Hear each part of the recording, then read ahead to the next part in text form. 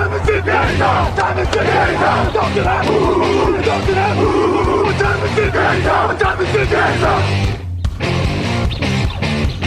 gun, Hulk left slot, Dixie left, T left, Mercedes, wide chip, Ricky, Fever left, 75, Katie, Omaha, quick going.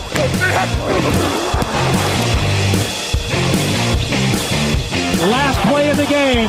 Who's going to win it? Luck rolling out to the right. Dumps it up to Donnie Avery. Yeah! Goal line. Touchdown. Touchdown. Touchdown. Touchdown. Hello, bonjour et bienvenue à tous dans l'épisode numéro 288 du podcast Jean Actu Alain Mattei. Très heureux de vous retrouver pour un nouvel épisode de vos aventures d'intersaison et à mes côtés pour de nouvelles aventures cette semaine, c'est Grégory Richard. Bonjour Grégory. Salut Alain, bonjour à tous. T-shirt jaune, sweat noir et jaune, capuche jaune, beaucoup de jaune. Tout à fait, Ah ouais. Habillé à Michigan INSEP en plus. Michigan. Je vais voir la mèche. Grégory, on est donc de retour pour parler draft. On est tous les deux en tête à tête. On enregistre dans toutes les conditions cette année. On a fait un studio à un endroit, un autre endroit. Là, on s'est mis tranquillou sur une petite table avec un enregistreur, montage post-prod, des jingles. Enfin, on fait de tout ici maintenant. Grégory, donc on continue les podcasts draft. On commence même les podcasts draft parce que la dernière fois c'était le top 15. Maintenant, on s'attaque poste par poste. On commence par quarterback, receveur et tight end, puisque je joue tout à fait. Les tight end. Les running backs et les coureurs, ce sera la deuxième émission. La ligne défensive et les linebackers, la troisième. Et puis on terminera avec cornerback, safety et équipe spéciale, histoire de caler un petit peu les punters et les kickers par là. Grégory, j'espère qu'on a encore plein de bonnes anecdotes des joueurs qui vont révolutionner des franchises, les Giants qui vont trouver quelqu'un pour remplacer immédiatement Odell Beckham, la pièce manquante d'une autre équipe, tout est là, on est d'accord. J'espère que je vais vendre du rêve à certains, aux Giants par exemple que tu citais, ça va être éventuel. Il y a quand même quelques prospects intrigants à suivre, donc on va débriefer, décortiquer ça. On est parti, premier jingle et on enchaîne. This is Jerome Simpson from the Minnesota Vikings and you're listening to the Touchdown Podcast. Actu, analyse, résultat, toute l'actu de la NFL, c'est sur touchdownactu.com.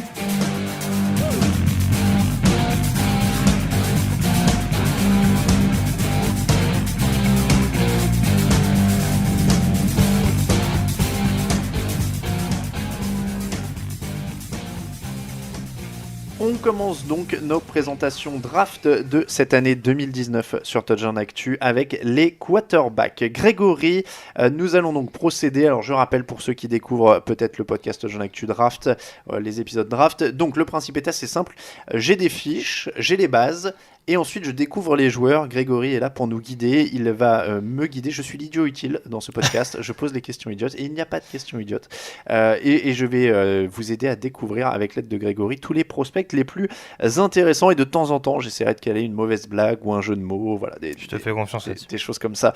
Grégory, donc pour les quarterbacks on s'est organisé de manière très simple, premier tiers, deuxième tiers, troisième tiers, donc grosso modo par ordre de niveau. Dans le premier tiers on a 3 joueurs, Dwayne Haskins, Kyler Murray et Drew Lock. On va commencer par Dwayne Haskins, Ohio State, 1m91, 100 kg, 14 matchs l'an dernier, 70% de passes complétées, 4831 yards, 50 touchdowns pour 8 interceptions seulement et 4 touchdowns au sol. Les stats sont quand même hyper impressionnantes, 50 touchdowns pour 8 interceptions, c'est pas mal.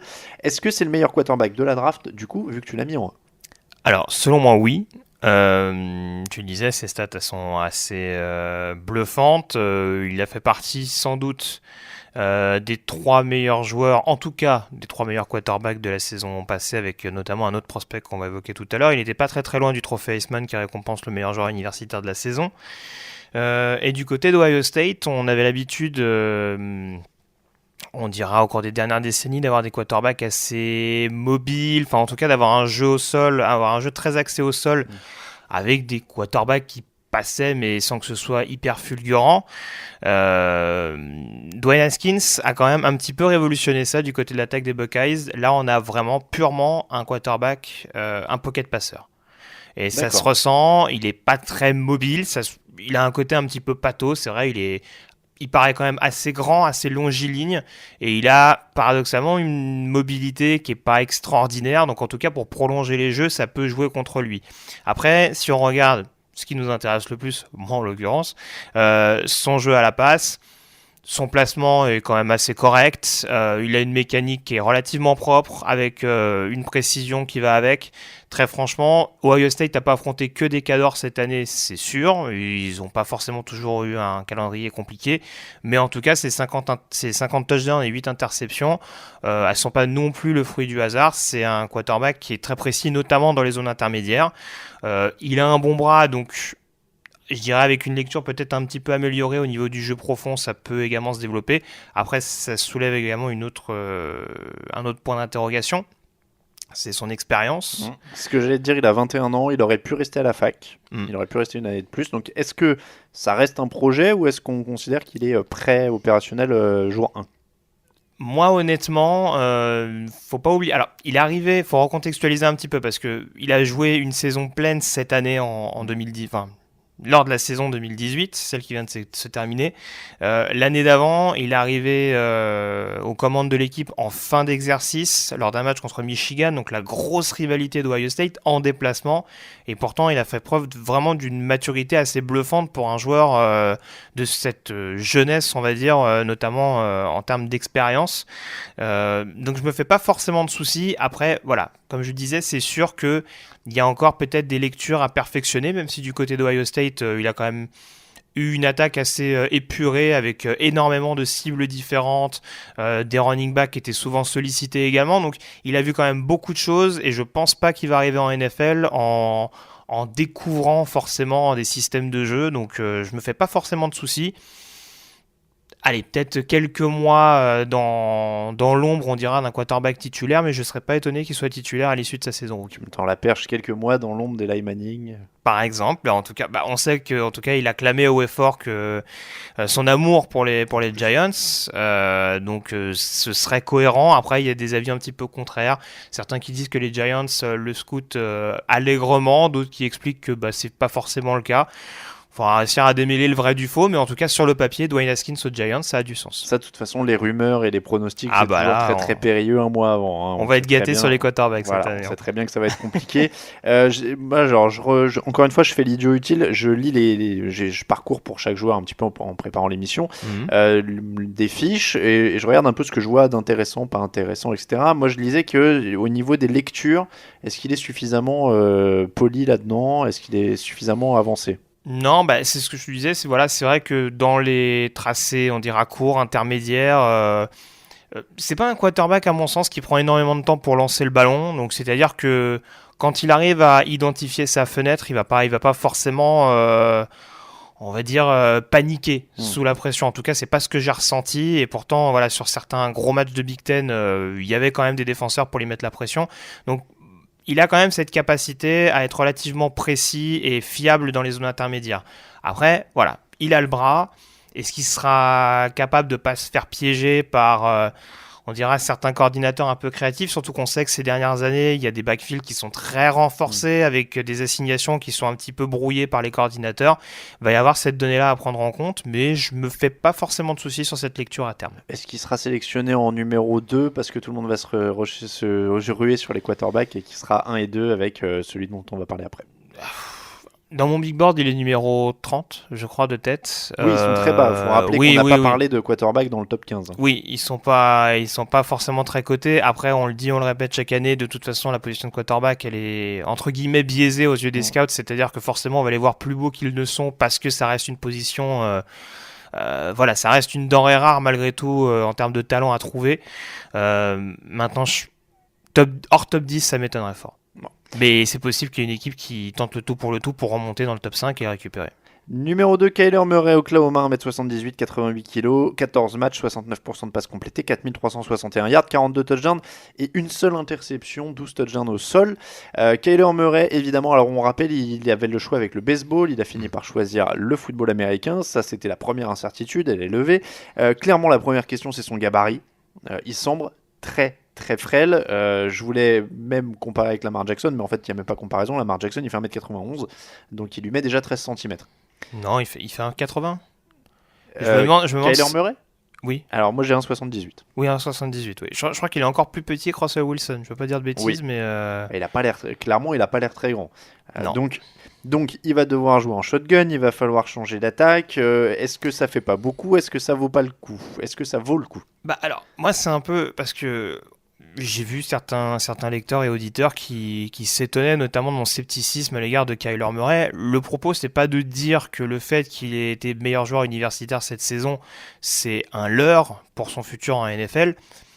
C'est simplement que, contrairement à Dwayne Haskins, que je pense quand même assez, on dira sûr pour pas mal de franchises dans un futur proche, Kyler Murray, il y a beaucoup de pincettes à prendre. C'est-à-dire qu'il faut qu'il soit dans un bon système, en tout cas avec un casting qui soit suffisamment compétent, entre guillemets, pour le faire briller. Est-ce que tu es d'accord qu'il faut tout construire autour de lui et qu'il faut modifier une attaque du coup? En tout cas, à Oklahoma, c'est ce qu'il avait. D'accord. Oklahoma, c'est ce qu'il avait. Alors, donc vaut mieux une franchise en ruine. Comme ça, on reconstruit autour de lui, quoi. Oui, bah, si on prend l'exemple des Cardinals, voilà, tu peux partir sur une franchise entre guillemets en ruine. Alors, mais voilà, moi, ce qui m'embête un petit peu, c'est ça, parce que si tu prends vraiment le prospect pur en lui-même, il y a du talent. Et moi, ce qui m'embête un petit peu par rapport à Kyler Murray, c'est qu'on cherche absolument, de par la trajectoire qu'a eu Baker Mayfield l'année dernière notamment, à en faire un nouveau Baker Mayfield. Pour moi, c'est pas le même profil. Kyler Murray a une meilleure mobilité, arrive justement parce que ça a été son avantage, c'est qu'il a été souvent capable de se dégager de la pression, d'éviter certains sacs, même quand sa ligne offensive, qui était au passage très solide, on ne sait pas comment ça se passe avec une O-line qui sera un peu plus poreuse en NFL, quand sa ligne relâchait un petit peu de l'est, il arrivait quand même à se dégager de la pression. Maintenant, en termes de prise de décision, je le trouve un peu moins rassurant que Baker Mayfield. Et ce qui m'amuse un petit peu, c'est qu'on avait tendance, de par les problèmes extrasportifs, à comparer un peu Baker Mayfield et Johnny Manziel. En termes de jeu, et je ne vais pas me risquer à dire que Kyler Murray égale Johnny Manziel, il est beaucoup plus performant dans le domaine aérien, mais il y a déjà plus de similitudes entre Murray et Manziel qu'entre Mayfield et Manziel. Donc voilà, après, encore une fois, il y a des prises de décision à améliorer. C'est un joueur qui a une seule année d'expérience en college football également, à l'instar de Dwayne Haskins. Et avant d'arriver à Oklahoma et de péter tous les records dans une attaque qui était déjà très performante, qui était menée par Baker Mayfield l'année d'avant. Il a eu un passage un peu compliqué à Texas A&M. Une équipe qu'il a quittée. Alors, c'est pas forcément de son fait parce que c'était déjà un petit peu devenu un bourbier du côté des Aggies, mais en tout cas, il a rien fait, on va dire, pour remonter la franchise à ce moment-là. Donc, encore une fois, c'est ça qui sème un petit peu le doute, c'est ce côté, voilà, est-ce que au niveau des prises de décision, ça va être suffisant? Oklahoma a pas perdu beaucoup de matchs cette année, mais quand ils les ont perdus et que Murray était pas au niveau, on a eu tendance à avoir un Kyler Murray qui a beaucoup déjoué. Donc voilà, il y a quand même des signes qui, moi, me rassurent pas complètement. On peut le tenter en numéro 1 à Arizona, comme le veut la rumeur, mais ce ne sera pas sans risque, selon moi, en tout cas dans un premier temps. Donc tu as parlé de Manziel, j'allais te demander si Russell Wilson c'était une comparaison valable, mais ça n'a pas l'air d'être le cas. Tu disais même qu'il prenait des moins bonnes décisions. Donc, Alors, c'est très compliqué de trouver un joueur qui ressemble quand même à ce qu'on a déjà vu avec Kyler Murray. Peut-être que Wilson, oui, ça peut s'en rapprocher parce qu'en effet, il y a la mobilité. Après, Murray me paraît quand même beaucoup plus aguerri dans le domaine aérien que pouvait l'être Wilson à sa sortie de Wisconsin. Mais en tout cas, voilà, ils ont des similitudes. La double compétence football-baseball en plus. Oui, c'est vrai. Donc voilà, c'est sûr que s'il s'inspire de ce qu'a fait Wilson avec le bagage qu'il a déjà, ça peut éventuellement être quelque chose d'intéressant à l'échelon supérieur. On passe à Drew Lock, Missouri, 1m93, 102 kg, 13 matchs, 62,9% de passes complétées, 3498 yards, 28 touchdowns, 8 interceptions. Est-ce que c'est pas lui alors encore une fois, moi j'ai l'œil de l'observateur qui a pas des kilomètres de bande et qui est pas fasciné par le combine. Est-ce que c'est pas lui qui est le plus NFL ready, moi quand je regarde au premier abord? En tout cas, selon les standards physiques, taille, poids, jeu, quand je le regarde, c'est celui qui ressemble le plus à un quarterback NFL. Alors, je suis d'accord avec toi, il a beaucoup de choses. En effet, il a le gabarit et je trouve qu'il a surtout la mécanique de lancer et la précision parce que il y a quand même eu pas mal de changements autour de lui du côté de Missouri ces dernières années et malgré ça, il est toujours resté performant et il a toujours permis à l'attaque aérienne des Tigers d'être vraiment au niveau et de jouer les troubles faits dans la conférence SEC qui est quand même pas la plus petite conférence en college football en l'occurrence. Tu dis SEC maintenant, tu dis plus SEC ?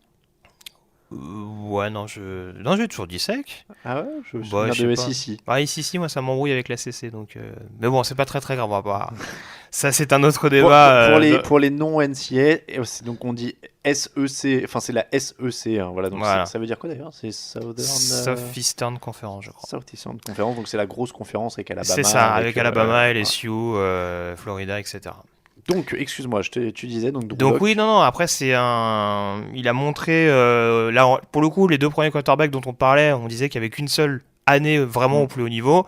Là, il y a quand même 2, voire même 3 ans où Drew Lock a pleinement tiré cette équipe vers le haut. Donc honnêtement, c'est sûr que d'un point de vue standard NFL, il répond à peu près à tout. La grosse chose qui inquiète avec Drew Lock, et il me semble que la fiche a déjà été publiée sur le site par mes soins d'ailleurs, c'est ses failles mentales. Alors, c'est ce que j'allais te dire, moi, c'est ce que je dis partout, en effet, c'est que les seuls problèmes ont l'air. C'est pas un assez bon leader, c'est pas ceci, c'est pas cela. Alors, c'est sûr que c'est encore plus criant parce qu'en effet, il est tombé sur des grosses défenses dans sa conférence et que sur certains matchs, ça s'est vu un petit peu plus. Alors, après, c'est paradoxal parce que c'est sûr que contre Alabama, il a eu tendance à un peu déjouer, mais comme l'ensemble de l'attaque ce jour-là.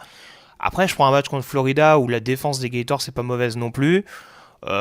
C'était à Florida en plus, et il a quand même été assez costaud. Mais après, c'est sûr que c'est des choses qui rassurent pas complètement. Si tu envisages d'en faire un titulaire d'emblée en NFL, je pense qu'il ce serait pas inintéressant de le garder dans un premier temps en tant que projet, parce que c'est vrai que cette gestion un petit peu aléatoire de la poche, ça peut être problématique quand tu affrontes des grosses défenses et encore une fois des coordinateurs qui peuvent se montrer créatifs. On n'a pas parlé précision, mais c'est bon de ce côté-là? C'est pas ce qui m'inquiète en tout cas. Il y a encore une fois, voilà, à part le placement est vraiment, le placement lié encore une fois à la pression, à la manière dont il gère la pression quand elle arrive. Honnêtement, la majeure partie des cases, il les coche. À quel niveau, du coup, il sera sélectionné? Les 2 autres, on sait que ça va être très haut. Drew Lock, ça commence à être plus incertain. Honnêtement, de ce qu'il a montré au Senior Bowl et même au Combine d'ailleurs, où il a montré quand même une assez bonne mobilité, paradoxalement, il y a une équipe qui peut très bien monter au premier tour pour le récupérer à la fin de la journée. Après, sur le papier, j'en fais encore un début de 2e tour. Ça dépend, on a vu qu'il y avait beaucoup d'équipes qui n'étaient pas forcément dans l'urgence pour recruter un quarterback aujourd'hui, mais s'il y a une équipe qui veut monter un projet, exemple Patriots, pourquoi pas, s'il leur plaît, c'est pas sûr à 100%, mais ça peut se tenter en fin de premier tour. 2e chapeau, donc 2e tiers, un niveau en dessous, on a Daniel Jones, Will Greer, Brett Ripien et Jordan Ta'amu. On va commencer par Daniel Jones qui sort de Duke, alors qui est plutôt une fac réputée basket. 1m96, 100 kg, 11 matchs, 60,5% de passes complétées, 2674 yards, 22 touchdowns, 9 interceptions, 3 touchdowns au sol.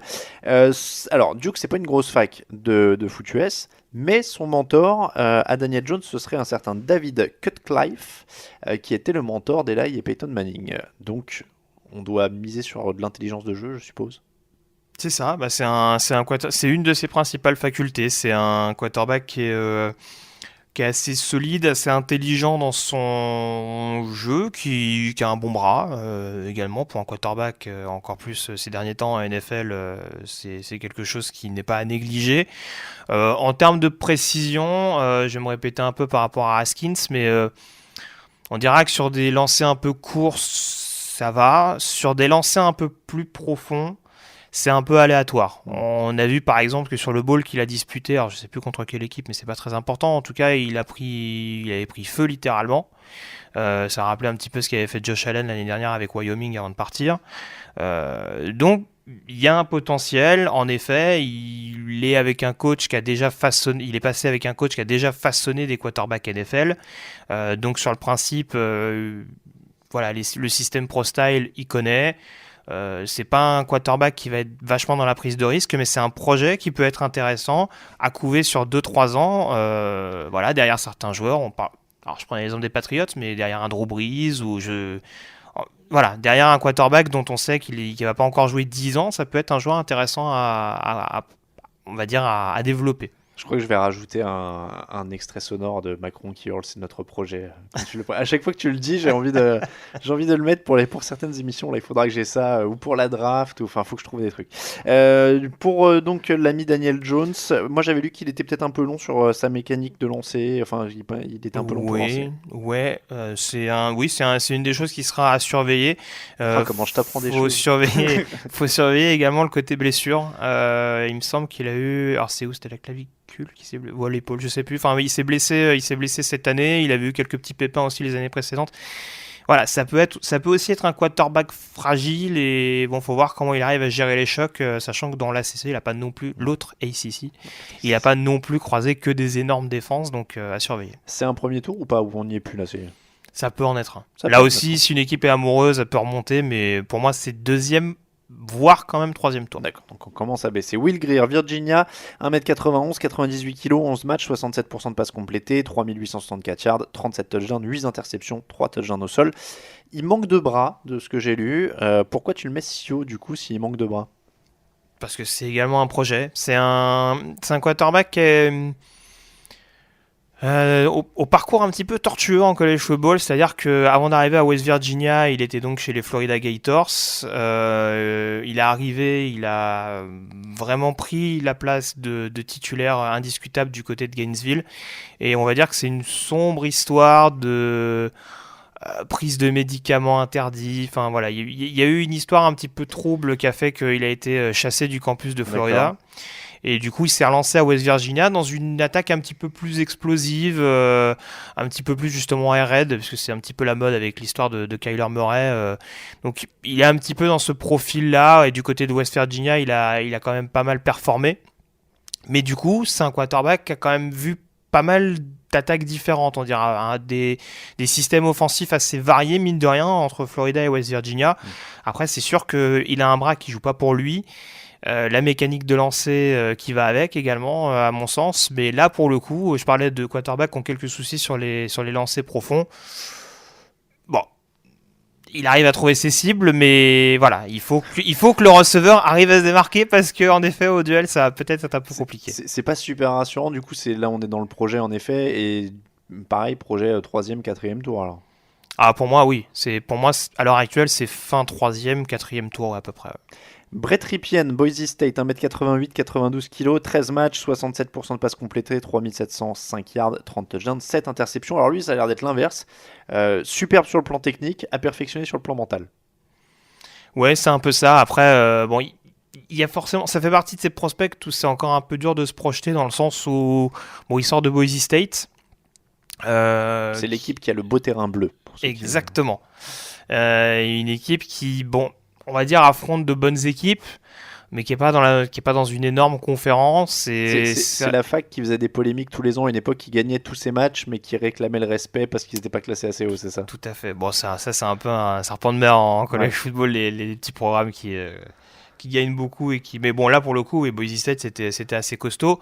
Mais c'est vrai que le dernier gros prospect et le dernier gros quarterback qui sort de Boise State est Kellen Moore. Ah, voilà. Mais c'était lui à l'époque où il gagnait quasiment tout d'ailleurs, non? C'était lui, oui, tout à fait, ouais. Et qui est donc le nouveau coordinateur offensif des Dallas Cowboys, mais qui n'a pas laissé un souvenir impérissable en tant que quarterback en NFL. Après, oui, c'est des qualités différentes, en ce sens que Brett Ripien, je trouve, alors je me rappelle plus exactement, j'allais dire qu'il était un petit peu petit. C'est vrai qu'en l'occurrence, 6'2 pour un quarterback, je suis pas sûr que ce soit immense non plus. 1m88, oui, c'est fourchette basse, ouais. C'est fourchette basse. Après, bon, il a globalement, à mon sens, une bonne précision. Son déplacement est pas optimal dans la poche, mais c'est pas ce que je trouve le plus... Bon, c'est pas ce qui me pose le plus de problèmes dans son jeu. Après, on parlait vraiment de projet. Là, pour le coup, il y a des éléments, je dirais, en termes de technique de lancer, de mécanique, etc. Il y a des bons acquis. Donc c'est pas forcément le joueur qu'il faudra faire bosser jour et nuit pour vraiment réussir à le développer. Là pour le coup, s'il est couvé derrière un quarterback dans l'optique de devenir un futur numéro 1, il y a de quoi faire. Et pour le coup, bon, 1m88, ça n'empêchera pas de voir derrière la ligne offensive non plus. Quand même. Quel niveau pour Ripien du coup?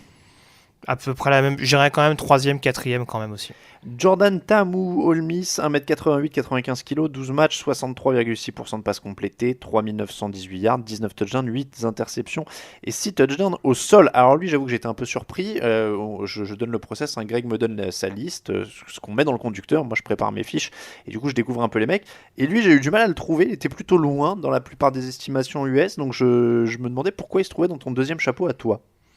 Parce que c'est un quarterback qui a quand même un certain potentiel. Du côté d'Ole Miss, c'est un joueur qui arrive un petit peu sur la pointe des pieds de par notamment les soucis qu'ont eu les Rebels ces dernières années, notamment des soucis académiques provoqués par ce cher Larry Mittensil au lendemain de ses déclarations sur la draft concernant les pots de vin à certains joueurs de Mississippi. On va en reparler d'Ole Miss plus tard et de cette génération dorée. Ah bah là, oui. Là. Alors voilà, Ole Miss a été l'objet de certaines sanctions avec notamment l'autorisation pour les joueurs de partir. Ça a été le cas notamment de l'ancien quarterback d'Ole Miss. Et Jordan Ta'amu a un peu été propulsé sur le devant de la scène. On n'en attendait pas grand-chose. Et alors certes, il avait un bon casting avec lui, notamment certains receveurs dont on parlera sans doute tout à l'heure. Mais il a quand même montré une certaine aisance dans le jeu très aérien de Mississippi. Donc c'est là où c'est quand même assez intéressant. Il a quand même une bonne précision. Il a ce côté également un petit peu, je trouve, à paniquer sous la pression. Alors on dira que c'est propre à certains quarterbacks de la SEC, manifestement, parce qu'on a dit la même chose sur Drew Lock tout à l'heure. Mais en tout cas, voilà, c'est des données un petit peu à améliorer. Après, bon, son bras est pas forcément... Moi, j'ai lu aussi qu'au niveau mental, l'attaque d'Ole Miss était assez simple, qu'il n'y avait pas beaucoup de boulot de lecture. Ah oui, ça c'est sûr. Donc, ça c'est sûr, également, je ne l'ai pas cité, mais... Alors, je sais pas si c'est le fameux quarterback de système, mais en tout cas, oui, c'est sûr que ses fenêtres n'étaient pas forcément ce qu'il y a de plus compliqué à analyser. Une fois qu'Edge Brown ou DK Metcalf étaient démarqués, il pouvait lancer à plus ou moins les yeux fermés. Après, il s'est quand même un petit peu plus appuyé sur son backfield offensif. Le jeu de Mississippi a quand même, à mon sens, été un peu plus alternant en 2018. Mais en tout cas, c'est un joueur qui a quand même le bras, même si c'est pas ce qui me bluffe le plus, a un gabarit qui est pas inintéressant. Je sais plus combien il fait de tête, mais il fait 6'2 aussi, remarque. Il fait 1m88, 95 kg. Ouais, il fait 6'2 aussi, mais en tout cas, c'est pas forcément ce qui fait que je le mets un petit peu en retrait. C'est certains critères que tu as évoqués, les questions mentales et en effet la question de savoir s'il réussira à faire la transition. J'anticipe ta question, mais on serait peut-être plus proche du 4e, voire 5e tour. Projet aussi, quoi. Ouais, clairement. Là, c'est des quarterbacks qui seront pas sur le devant de la scène lors de la draft et qui seront peut-être à couver dans un premier temps. Et puis une petite sélection de 3 qui sont un peu en retrait selon toi. Donc le troisième chapeau, c'est Jared Stidham, Ryan Finlay et Tyree Jackson. On commence par Jared Stidham, Auburn, 1m91, 98 kg. Auburn, c'est sa fac, pas ses cheveux. 13 matchs, 60,7%, 2794 yards, 18 touchdowns, 5 interceptions. C'est moi où il était un peu mieux coté avant, Jared Stidham. J'ai entendu son nom avant. Ouais, alors je parlais de parcours tortueux tout à l'heure, c'est un peu son cas également. C'est un ancien quarterback qui est passé par Baylor notamment, avant les soucis là aussi, alors un petit peu judiciaire même connu par Baylor avec ce fameux Sean Ockman. Je sais pas si tu te rappelles de ce nom-là, mais récemment acquitté et qui a dit qu'il voulait revenir dans le foot US. Malheureusement du côté des Bears, ça n'a pas forcément été la même chose pour tout le monde, mais voilà, en tout cas il y a eu ces choses qui ont notamment poussé Jared Stidham à partir et on va dire qu'entre de nombreux transferts, il a fini à Auburn, qui a une attaque moins clinquante d'un point de vue aérien, mais qui en tout cas lui a permis d'être un petit peu dans ce côté gestionnaire, parce que c'est un quarterback qui reste assez précis, qui va pas forcément en faire des tonnes, mais qui en tout cas, de par les systèmes, on va dire très aériens dans lesquels ils sont passés, a quand même un bon bras. Après, en termes de prise de décision, je suis un peu moins fan de ce que j'ai vu du côté d'Auburn, et sa dernière saison, notamment du côté des Tigers. Alors pour faire simple, on va dire qu'il avait un excellent running back il y a 2 ans avec Kerryon Johnson, qui était hyper sollicité et ça mettait moins de pression sur Stidham. J'ai la sensation qu'avec un peu plus de pression sur ses épaules en 2018, le résultat a été un petit peu plus calamiteux et j'ai pas la sensation qu'il ait vraiment franchi un palier.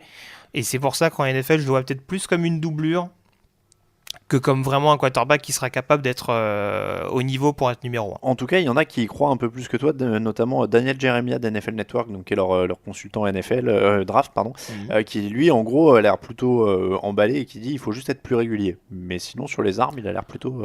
Oui, Parce que c'est un gros si. Oui, c'est ça, parce que oui, s'il suffisait de dire bon bah je vais être plus régulier pour que ça fonctionne, mais voilà, c'est toujours la même chose. C'est vrai que ce qui est dur, c'est que forcément on juge des quarterbacks qui encore une fois ont joué dans la plus grosse conférence universitaire, donc forcément qui sont pas forcément jugés de la même manière que d'autres.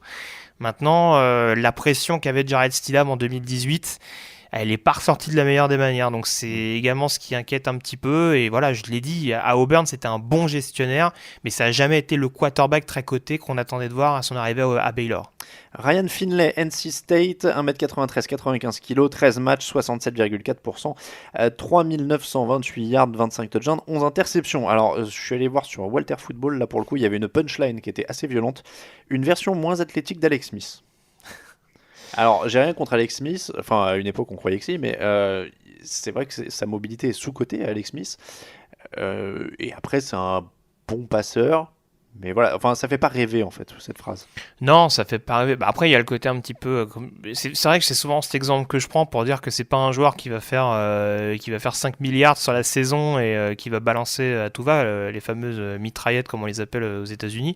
Mais en l'occurrence, Ryan Finlay, je dirais que c'est même pas ça qui m'inquiète, c'est-à-dire qu'il a beaucoup de critères qui là encore vont plaire à certains scouts. Là pour le coup il est un petit peu plus grand, 93. 93, voilà, il rentre un peu plus dans les standards. Il a un bon placement je trouve dans la poche, mais en termes de prise de décision, je me rappelle du match à Clemson que jouait NC State, le syndrome de la flaque d'eau, hein, parce que là c'était panique à bord. Alors c'est ça, moi j'ai noté dans mes pérégrinations web, pas précis, décision idiote, se concentre trop sur sa première lecture. Alors, pour le coup, c'est vrai, alors on parlait de Tahamou tout à l'heure. Lui, c'est vrai qu'il a eu l'avantage du côté d'NC State d'avoir d'excellentes cibles, dont un joueur dont on va parler tout à l'heure.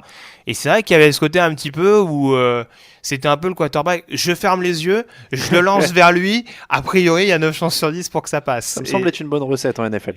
Voilà, oui, voilà. Je pense que encore une fois, quand les backfields seront un peu renforcés avec le safety qui sera un peu en spy, à mon avis, je suis pas sûr que ça va passer tout le temps. Mais non, voilà. Après, là encore, c'est un quarterback qui peut être un bon numéro 2. Mais bon, faut pas s'attendre à quelque chose d'extraordinaire. Je trouve qu'il a quand même beaucoup, d'un point de vue technique, c'est pas un joueur que je trouve hyper rassurant, et même au niveau de la lecture, malgré l'expérience qu'il a eue du côté de North Carolina State, c'est pas bluffant. Donc là on est sur du pari de 6-7e tour pour faire un remplacement. Je pense. Tyree Jackson pour terminer, il vient des Buffalo Bulls, pas les Buffalo Bills.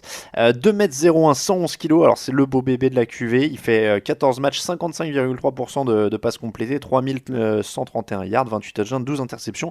Et alors là, pareil, j'ai de la punchline, hein, un tank avec un canon à la place du bras, et USA Today qui pense que c'est le mec le plus précis sur les longues passes. Donc est-ce que c'est un joueur de rêve, et pourquoi on l'a manqué? Il est grand, il est costaud, il a un canon à la place du bras, il est précis sur les longues passes. Alors ça, il a un bras canon. Non, alors honnêtement, il a contribué au fait que Buffalo ait vraiment explosé. Buffalo, on le rappelle, la future fac d'ailleurs de Jordan Avicet, le français. Il a contribué à permettre à l'attaque notamment des Bulls de vraiment progresser ces dernières années. Après, il me paraît quand même un petit peu limité. On vante beaucoup sa mobilité et son bras canon. Maintenant, la question, c'est de savoir qu'est-ce que t'en fais. Parce que c'est-à-dire que s'il faut lancer des longs ballons systématiquement, je suis pas sûr que ça va marcher tout le temps. Alors voilà, moi j'ai joué le teasing au début. Après, j'aurais pu te dire que j'avais aussi lu qu'il était peut-être imprudent, lit pas la couverture et vient d'un système spread, ce qui est retenu contre lui. Et petite anecdote, il se serait lancé, enfin il aurait appris en regardant des vidéos YouTube. Au moins, Et non mais alors vrai argument de son coach, enfin je me rappelle plus du nom du mec exactement, mais qui avait bossé avec lui, qui disait s'il a appris tout ça en regardant YouTube, imaginez ce qu'il peut faire avec des vrais coachs autour de lui. C'est peut-être vrai, hein. Encore une fois, c'était pas un mauvais quarterback en college football. Moi, il a régulièrement été aux portes de mon top 10 et il était dans mon dernier top 15 sur les rankings. Donc clairement, et puis s'il est cité là, c'est que c'est pas non plus un. C'est le cliché, tu sais, du mec dans les films américains qui prend un ballon pour la première fois, qui le lance et du coup, le méchant dans le film essaie de capter le ballon et est projeté contre le mur. Tellement le mec a un bras de ouf et il faut juste qu'il apprenne à le polir. Et tu sais, un des coachs qui est présent à cette fête le voit et dit je vais faire de lui mon projet, quoi. Non, mais c'est une superstar. Non, en tout cas voilà, il y a quand même du talent, du potentiel. En effet, c'est un joueur qui est capable pour le coup de prolonger les jeux, d'aller chercher les gains à la course et en effet de malgré tout vaut mieux quand même avoir le bras et être capable d'être efficace sur lancer profond, puis éventuellement de s'améliorer sur tracé intermédiaire. Ça me paraît plus compliqué dans le sens inverse. En ce sens que voilà, si t'es pas bon pour lire une défense sur une couverture profonde, ça va commencer à se gâter un peu. Bon après, il y a beaucoup de si, comme tu le disais tout à l'heure. Voilà, faut tomber sur le bon coaching staff. Faut être capable de vraiment réussir à polir ce projet. Mais bon, pour moi, je le dis, je le répète, ce sera potentiellement un bon numéro 2, mais j'ai du mal à le voir sortir au-dessus du 6e, 7e tour. Voilà pour les quarterbacks, les principaux quarterbacks. En tout cas, petite pause et on passe au receveur.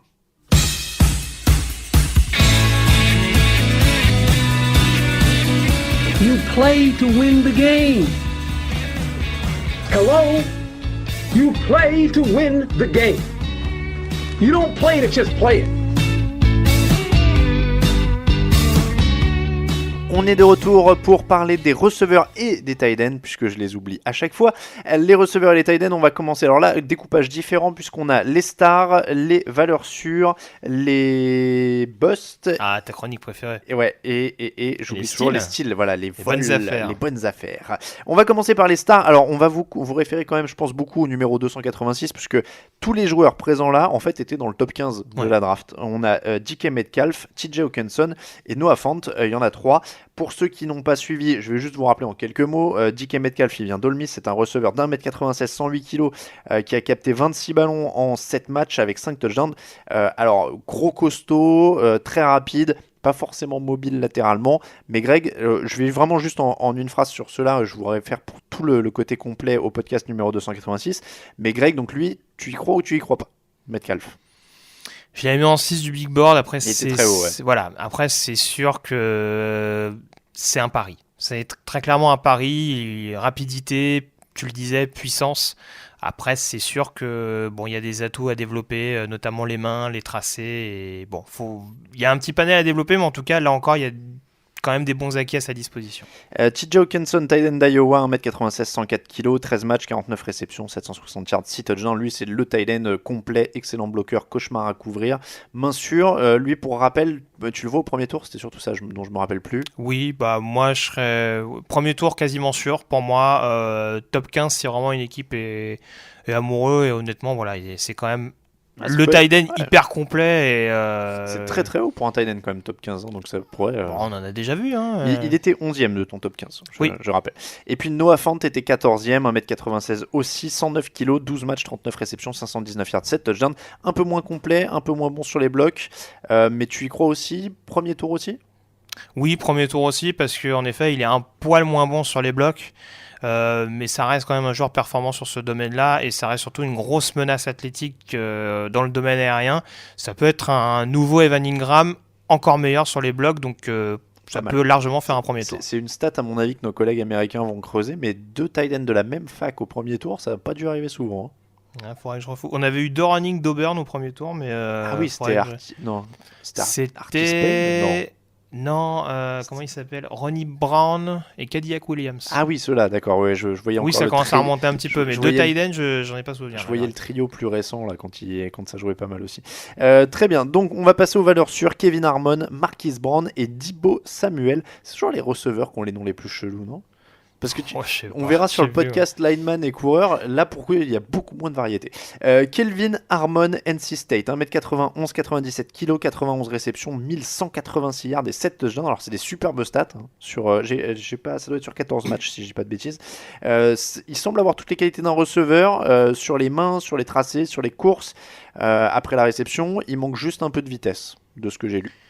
C'est un peu ça. Son grand problème, entre guillemets, c'est que c'est un anti-DK Metcalf, c'est-à-dire qu'il n'a pas l'explosivité, la rapidité, mais c'est vraiment un joueur assez bluffant. Il a des mains extrêmement fiables. Et puis voilà, c'est un joueur sur qui on peut... J'en parlais un petit peu tout à l'heure de manière caricaturale avec Ryan Finlay, mais c'est le joueur sur qui on est capable de se reposer sur des moments chauds. Et très franchement, à NC State, pendant les 2-3 ans qu'il a passé là-bas, en tout cas en tant que titulaire, il a été quasiment, il était très très souvent décisif. Donc voilà, tracé excellent, main sûre. en termes de mobilité, même s'il n'a pas une vitesse fulgurante au combine, c'est pas ce qui a choqué non plus. Donc pour moi c'est un joueur extrêmement complet et c'est pour ça que je le mets en valeur sûre. Si on cherche un bon numéro 2 dès sa première année et parce que je pense qu'il n'y en aura pas 10 000, un potentiel bon futur numéro 1, Kelvin Harmon me semble être celui-là. Premier tour. Ça va être compliqué, ça dépend s'il y a embouteillage avec les linemen défensifs, mais fin premier, maximum début deuxième. Marquise Brown en Oklahoma. Alors à Oklahoma, tout le monde fait 1m78, visiblement, c'est un critère de recrutement. Oui. Plus haut, on prend pas. C'est ça, il fait la même taille que comment dire, Kyler Murray. Kyler Murray, merci, 77 kg, 14 matchs, 75 réceptions, 1318 yards, 10 touchdowns. Donc même chose que le quarterback, c'est les mensurations qui posent un peu question. Après, alors, à mon grand étonnement, il fait à peu près la même taille que T.Y. Hilton. Et c'était une des comparaisons que je voyais revenir. Ouais, alors la grosse comparaison aussi qui revient, c'est Deshaun Jackson. Alors, Marquise Brown, comment expliquer ? Alors, déjà, j'expliquais tout à l'heure que j'étais un peu sceptique par rapport à la comparaison Baker Mayfield-Kyler Murray. Certains expliqueront que le fait que les deux joueurs aient été Heisman Trophy, il y a peut-être aussi un lien avec certaines de leurs cibles. Et en l'occurrence, Marquise Brown, Hollywood, comme on l'appelle. Oui, j'allais te demander si ça veut dire qu'il était flambeur ou s'il y avait un truc particulier, j'avais noté ça aussi. Ouais, je sais pas, je pense que ça va être pour son côté un peu star system, D'accord. voilà, pour un mec qui crève l'écran, parce que très clairement, ça a été le cas du côté d'Oklahoma. Donc pas les Giants. A priori, il ne sera pas sélectionné par les Giants. Ils ont leur dose avec ça. Ah oui, par rapport aux distractions d'El-Beckham. Ils vont pas prendre un mec qui s'appelait appelé Hollywood, quoi. Là, ce serait quand même le pompon. Ah bah écoute, on n'est plus à une contradiction de la part de Gabe Gettleman, mais ça, c'est un autre débat. Allez, en 6. Donc non, en tout cas, c'est un joueur... certes, sa taille joue contre lui. Maintenant, voilà. Là, c'est très clairement le receveur hyper explosif. Et quand il a le ballon en main, c'est assez détonnant. Là, pour le coup, les yards après réception, il s'est régalé du côté des Sooners avec une bonne vision, une prise d'espace, une accélération qui est assez bluffante. Donc là, pour le coup, c'est pas forcément un receveur de possession comme Kelvin Harmon, mais si on veut, en tant que valeur sûre, un receveur numéro 2 qui va réussir à vraiment être explosif, que ce soit à la réception ou même sur des tracés jet sweep à la course, donc avec les running backs avec des receveurs qui passent dans le backfield offensif pour réceptionner le ballon et partir sur le côté. Ça peut être ce type de profil-là assez intéressant. Bah après, avec son gabarit, il vaut mieux soit lui filer le ballon directement dans les mains, soit qu'il y ait de la séparation, parce qu'a priori, sinon ça va être compliqué. C'est sûr que le duel, ce sera pas forcément son facteur privilégié. Après, en plus, il traîne quelques petits soucis de blessure. Là, récemment, il s'est fait opérer, c'est ce qui a empêché sa participation au combine. Mais a priori, la vitesse, là pour le coup, vu qu'on parlait d'Harmon tout à l'heure, c'est pas forcément ce qui pose problème. Donc j'anticipe ta question, mais tu peux, j'en sais, enchaîne. Je serais très surpris qu'il soit pas au premier tour. Là, c'est pareil, maximum sera au début deuxième. Deebo Samuel, South Carolina, 1m83, 95 kg, 12 matchs, 62 réceptions, 882 yards, 11 touchdowns. Costaud, bon tracé, bonne main, capable d'aider sur les équipes spéciales. Pas super rapide, mais complet. Je te confirme qu'il aide beaucoup sur les équipes spéciales. Parce que je crois que c'est en 2017 où il doit faire... alors, il fait une saison écourtée par des blessures. Et il doit faire 2 ou 3 retours qui se terminent quasiment tous par des touchdowns. D'accord. Donc c'est en termes de... Si on cherche un bon receveur très efficace sur les retours de coups de pied, Deebo Samuel, c'est une valeur sûre. C'est un joueur que j'adore, qui était excellent du côté de South Carolina, qui en effet a une progression un petit peu freinée par des blessures. Qui semble malgré tout derrière lui de par ce qu'on avait en 2018. Après, tu l'as dit, c'est un joueur qui sait à peu près tout faire. Il a un gabarit qui lui permet à la fois d'être efficace sur la possession, mais aussi potentiellement sur les yards après réception, parce que même si c'est pas le plus explosif, il a cette lecture qui lui sert dans toutes les phases de jeu et qui lui permet de prendre à défaut la défense adverse. Donc honnêtement, ses pépins physiques vont peut-être le repousser au deuxième tour, mais je le vois pas descendre en dessous et je pense que ça peut être un excellent numéro 2 en NFL. Tu m'as dit donc deuxième tour. Hein. Deuxième tour. Ouais. C'est l'instant anecdote. Je suis désolé. En fait, j'ai eu un petit temps de latence parce que j'étais concentré sur mon anecdote. Je relisais. Son vrai prénom, c'est parce qu'il s'appelle pas Deebo en vrai. Je sais plus. J'ai vu tellement de vrais prénoms que là. Alors, il s'appelle Tyshun.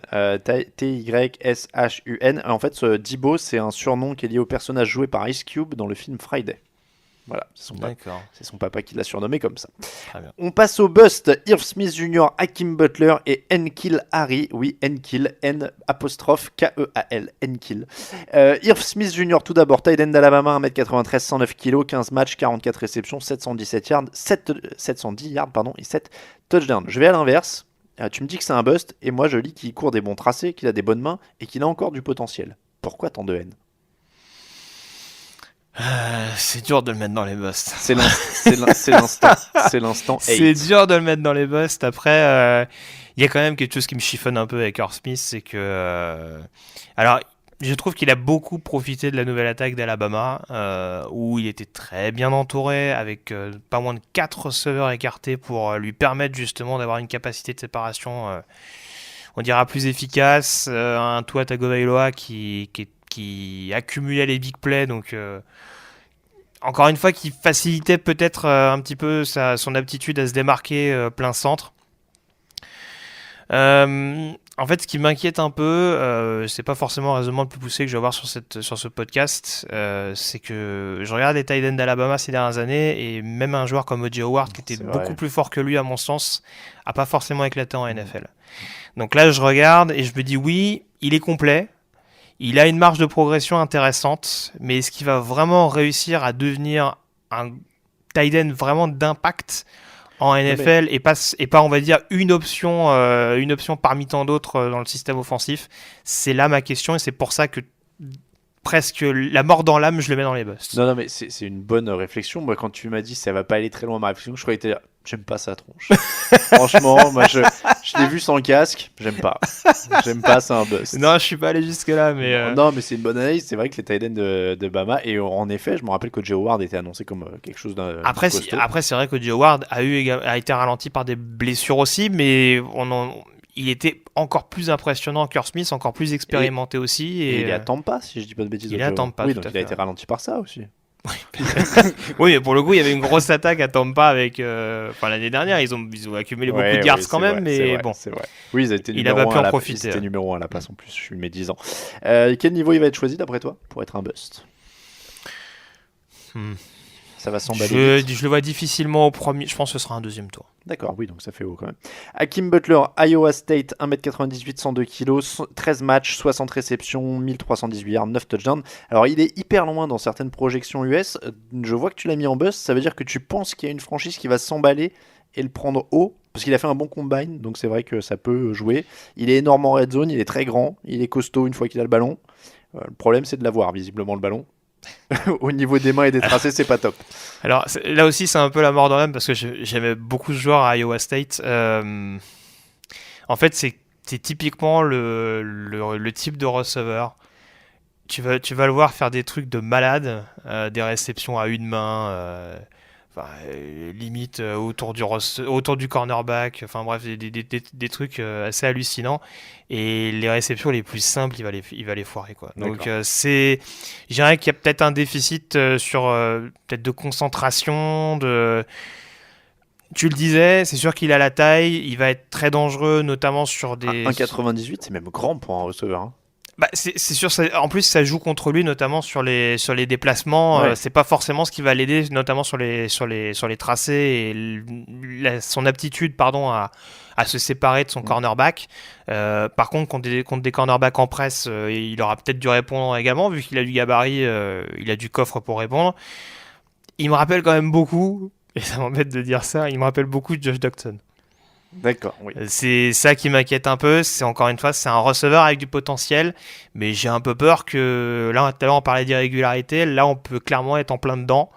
Donc, je sens que t'es gêné en fait quand on parle des busts. Je comprends. J'explique quand même aux auditeurs. On avait hésité à changer la structure des émissions cette année. Je lui avais dit on fait une spéciale star, une spéciale bust, une spéciale bonnes affaires. Et je comprends en fait maintenant. Greg est quelqu'un de trop gentil pour faire une émission spéciale bust où il passe une heure à dire lui non, lui non, lui non. Et puis tu les vois. Bah, si on en parle, c'est qu'ils ont quand même brillé en college football. T'as vu des qualités, etc. Donc c'est sûr que d'insister plus lourdement sur les défauts, c'est compliqué. Bah ouais, non mais je vois que t'es tout gêné. Et si on avait fait une émission spécial bust, t'aurais dû envoyer des tweets d'excuses à chaque joueur individuellement, genre excusez-moi, you don't know me, I am French, I am in a podcast, please don't listen to me, I didn't know what I said, tout ça aurait Ça aurait été dur. Bon, en tout cas, Hakeem Butler. Donc... Bon, je le vois en 2e, 3e tour Quand pour même, répondre à ta quand question. Mais ça peut ne pas être sans conséquence. Nkilari pour Arizona State, 1m93, 97 kg, 12 matchs, 73 réceptions, 1088 yards, 9 touchdowns. Et là, j'ai une comparaison qui fait très très peur. J'avais dit qu'on allait reparler d'Ole Miss. J'ai lu une comparaison avec la Con Treadwell. Oh non. Je te jure que c'est vrai. C'est pas impossible. J'ai lu une comparaison avec la Con Treadwell. C'est pas impossible. Alors, on rappelle pour ceux qui découvrent l'émission, la Con Treadwell, c'était un espoir donc d'Ole Miss il y a 3 ans, 4 ans maintenant. Ça commence à remonter. 3 ans, ouais. je pense. Donc que j'aimais bien. Hein, pour moi, c'était un joueur qui allait tout cartonner. Il a été même sélectionné au premier tour, je crois, quand même, par les Vikings. Je crois, t'as peut-être 2e receveur derrière Will Fuller. Ouais, voilà. Donc il était très haut et depuis, il l'est plus vraiment. Donc il a quasiment rien fait depuis qu'il est arrivé en NFL.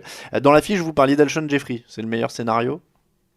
Oula, c'est pas ce que j'aurais mis. C'est pas ta fiche. Mais après, je suis pas spécialiste des comparaisons NFL. En tout cas, c'est pas ce que je préfère. Donc après, je ne dis pas que ce qui a été mis n'est pas bon.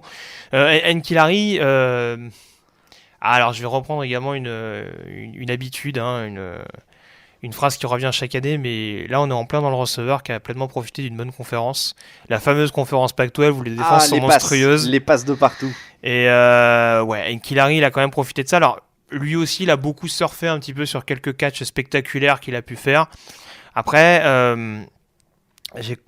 en termes de mobilité, là aussi, c'est pas un des receveurs les plus rapides de cette classe, même si paradoxalement, il a quand même un petit peu rassuré au combine par rapport à ça.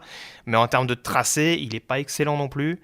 Et voilà, on va dire que ça peut être un joueur un peu unidimensionnel, un joueur qui va beaucoup jouer sur son physique, qui peut également, à l'instar d'Hakeem Butler, être un joueur précieux dans la red zone quand il faut catcher des ballons. Après, je pense qu'il y aura beaucoup plus de déchets dans son jeu, on dira sur des tracés intermédiaires et encore plus du coup sur des ballons un peu longs s'il tombe sur des corners assez rapides. Donc certains le voient au premier tour. Ah ouais. Je dirais quand même début, milieu, 2e. On reste très haut quand même sur certains. Si c'est des busts, il n'y a pas de top receveur, mais ça m'a l'air d'être dense fin premier, 2e. Ah, c'est très homogène. Ouais. C'est vraiment une j'aurais pu te mettre 15 noms parce que c'est très très dur de réussir à faire du tri là-dedans. Il y en a quelques-uns que t'as pas mis, je te citerai en un mot après. Ouais, mais bon, Nkilari, en tout cas, tu l'as compris, je suis pas convaincu à 100%. Et eux, tu es conquis par eux puisque ce sont des bonnes affaires. Andy Isabella, Travis Fulgham, Kahal Waring. Alors là, je vous dis, c'est un peu l'instant rendez-vous en terre inconnue pour moi, puisque quand Greg me donne sa liste, en général, les styles et donc les bonnes affaires, c'est des mecs qui sont dans des facs genre anonymes, que je dois retourner le dark web ou trouver des sortes de vidéos YouTube. C'est le film de la mort de Kennedy. Enfin, je dois demander ça à un mec qui me la passe sous un appert dans un parking à minuit et tout. Je ne sais pas comment Greg découvre ces gens, mais on va commencer par Andy Isabella, qui joue à UMass, donc Massachusetts, je suppose. Ça. Tout à fait. 1m78, 86 kg, 12 matchs, 102 réceptions, 1698 yards et 13 touchdowns. Alors lui, il a des stats folles. Donc c'est quoi ? C'est le système, c'est la production, c'est qu'il joue dans une conférence où il n'y a personne à côté.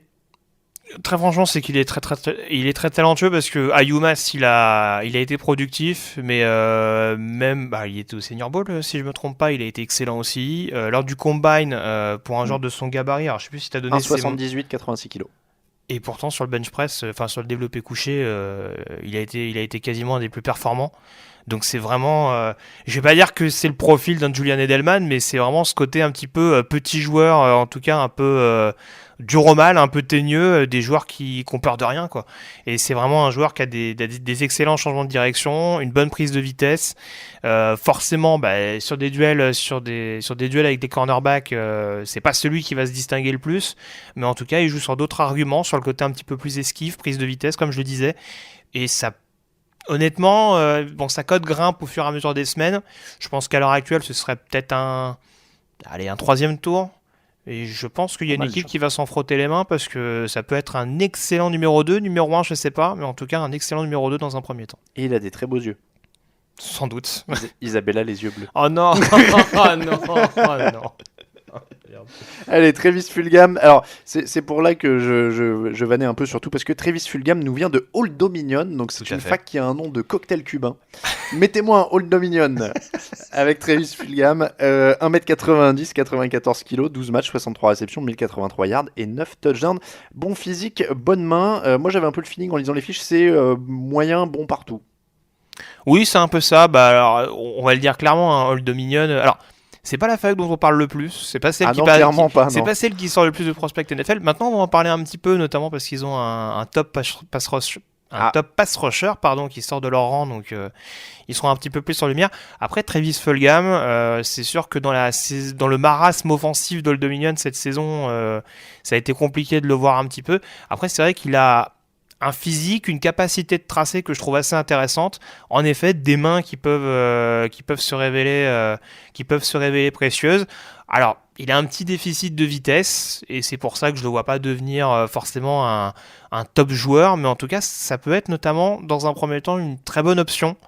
Un très bon receveur numéro 3 par exemple, qui peut éventuellement grimper petit à petit dans la hiérarchie, et c'est pour ça que je le trouve assez intéressant. C'est un joueur qui a du caractère en plus, qui a un certain tempérament, donc dans une équipe qui cherche un petit peu de profondeur sur le poste de receveur, ça peut être une belle surprise à l'échelon supérieur. Niveau de draft, je dirais 4e, 5e quand même. On termine avec Kahal Waring, tight end de San Diego State, 12 matchs, 31 réceptions, 372 yards, 3 touchdowns, 1m98 pour 113 kg. Bonne route, bon bloqueur, un peu irrégulier au niveau des mains. Ouais, alors, oui et non, dans le sens où le paradoxe avec Kahal Waring, c'est que du côté de San Diego State, on était vraiment dans une attaque à outrance au niveau du jeu au sol. Donc on va dire qu'on a vu une certaine irrégularité, je vais y arriver, au niveau de la réception, mais on n'en a pas vu grand-chose non plus. De ce qu'on en a vu, il y a quand même, on dirait, un côté ombre et un côté lumière, parce que, en effet, en termes de tracé, c'est pas ce que je trouve le plus rassurant. Maintenant, il a en effet un physique qui est assez dissuasif. Il a des mains qui peuvent être assez précieuses par moment. Et c'est pour ça qu'à l'échelon supérieur, je me dis que ça peut être un joueur intéressant, au moins sur le bloc. Après, au niveau des mains, je pense qu'il est capable de se perfectionner s'il tombe dans une attaque qui le mettra un petit peu plus en lumière dans ce secteur-là. Donc, à l'heure actuelle, ce serait peut-être un 5e, 6e tour. Mais ça peut en effet devenir un tight end peut-être numéro 2 dans un premier temps, à qui on va donner de plus en plus de responsabilités, ou qu'on va sans doute impliquer dans une attaque à 2 tight ends. Le niveau, donc tu m'as dit 5e, 6e 5e, tour. 6e, je pense. Je vais donc te demander un petit mot. Il fallait faire des choix, donc on n'a pas pu tout mettre. Il y en a certains qui avaient l'air très hauts, que tu n'as pas mentionné. Je pense à Edgy Brown, Paris Campbell, Riley Ridley, notamment, qui sont des noms que j'ai vu revenir. Pourquoi, en bref, pas ceux-là dans ces sélections de stars, de valeur sûre ou de bust? Ils sont, parce que Paris Campbell, par exemple, je le voyais assez haut. Est-ce que c'est un joueur qui pourrait être au 2e, 3e tour, par exemple? Alors, Paris Campbell, Ohio State, c'est compliqué à évaluer. Paris Campbell, ça fait partie, pour le coup, de ces receveurs un peu petits, parce qu'il a combien? Il a 5'11", je crois. Il est quand même assez... un gabarit un peu de peu. En tout cas, il joue beaucoup sur l'explosivité. Là, c'est un peu un Marquise Brown en moins fort. C'est-à-dire qu'il est capable d'apporter justement sur des tracés screen, sur ce genre sur des tracés intermédiaires tout court. Il est capable de faire en sorte que le jeu devienne important et spectaculaire avec des big plays à outrance. Après, je ne l'ai pas trouvé... depuis son arrivée à Ohio State, on l'annonçait comme un joueur hyper canon. C'est pas la sensation que j'ai eue en tout cas. Il a paru très, très irrégulier, en tout cas beaucoup dans la masse au sein des nombreux receveurs d'Ohio State. Et c'est pour ça, peut-être qu'encore une fois, en tombant dans un bon environnement NFL avec des coachs qui sauront l'utiliser correctement, il va peut-être réussir à exploser. Maintenant, à l'heure actuelle, j'en fais peut-être encore un 2e tour. Je sais que certains l'envoient au premier. C'est pas mal. Oui, c'est ça. Mais il a des bons outils, on dira. C'est un joueur qui n'a pas des mauvaises mains et qui, encore une fois, a une vitesse qui, en termes de puissance, n'est pas tout frêle non plus. Donc non, c'est un joueur qui peut être intéressant, mais... Et Edgy Brown, du coup, ça avait l'air d'être... Parce je crois qu'il est même aux Patriots dans votre dernière mock draft sur le site. Donc il est premier tour, du coup. Il est aux portes du premier tour. Là, on en parlait tout à l'heure de cette classe de receveurs très homogène. Edgy Brown, il était très haut dans un premier temps. Là, il est peut-être fin premier, début 2e. Un peu comme N'Keal-Harry, il y avait des questions concernant notamment sa vitesse, des interrogations sur lesquelles il a apporté des réponses satisfaisantes, on dira, notamment lors du Combine. Après, il a des bons tracés. Lui également, en termes de yards après la réception, notamment quand il faut aller au duel physique pour casser des plaquages, c'est pas quelque chose qui lui fait peur. Donc ça peut être un bon prospect, un bon receveur numéro 2 en tout cas dans un premier temps. Eh bien voilà, alors tiens, juste un petit mot, on est d'accord qu'Hunter Renfrow sera sélectionné par les Patriots et deviendra du nouveau Julian Edelman? Je sais pas, mais c'est un excellent joueur, un receveur de poche qui a été très précieux à Clemson sur les 3e tentatives notamment, et qui est notamment l'auteur du touchdown de la victoire des Tigers il y a 3 ans lors de leur première victoire contre Alabama. C'est pour ça que je connais. Ça fait longtemps qu'il est là, lui a de l'expérience. Et bien c'est comme ça que se termine l'épisode numéro 289 du podcast Touchdown Actu. Merci de nous avoir suivis. On remercie évidemment tous ceux qui nous soutiennent sur Tipeee. N'hésitez pas à les rejoindre. N'hésitez pas aussi à laisser des évaluations, des commentaires, tout ça sur iTunes, sur tout ce que vous pouvez. Voilà, n'hésitez pas, faites-vous plaisir. Abonnez-vous sur YouTube et tout ça. Merci beaucoup Grégory. Toujours un plaisir. On continue ces aventures la semaine prochaine avec les running backs et la ligne offensive. Twitter @TDActu. Pour le perso, c'est @Radio, ça pour Greg, @Talamati pour moi-même.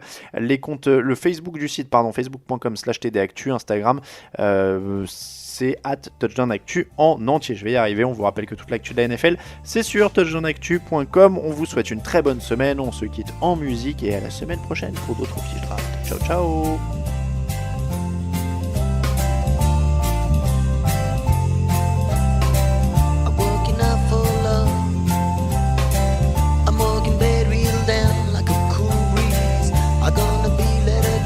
Drive away from me, please. I'm driving over in track as deep fucking train.